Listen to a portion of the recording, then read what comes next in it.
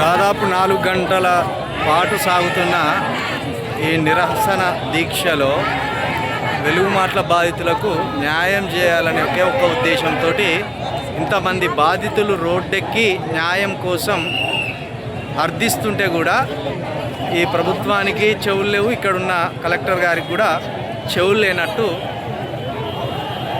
ప్రవర్తిస్తున్నాడు.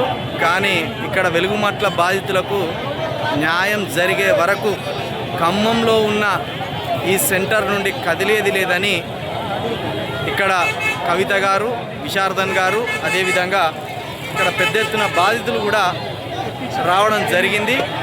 ఎట్టి పరిస్థితుల్లో న్యాయం జరిగే వరకు ఇక్కడ చూసుకోవచ్చు, స్టేజ్ పైన కవిత గారు, విశారదన్ గారు ఉన్నారు. ఎట్టి పరిస్థితుల్లో న్యాయం జరిగే వరకు ఇక్కడ నుండి ఈ సభ నుండి జరిగేది లేదని మరొకసారి ప్రభుత్వాన్ని హెచ్చరిస్తూ ఇక్కడున్న కలెక్టర్ గారు వెంటనే దిగి రావాలని, ఇక్కడ వెలుగుమాట్ల బాధితులకు న్యాయం చేయాలని మరొకసారి మేము డిమాండ్ చేస్తున్నాం.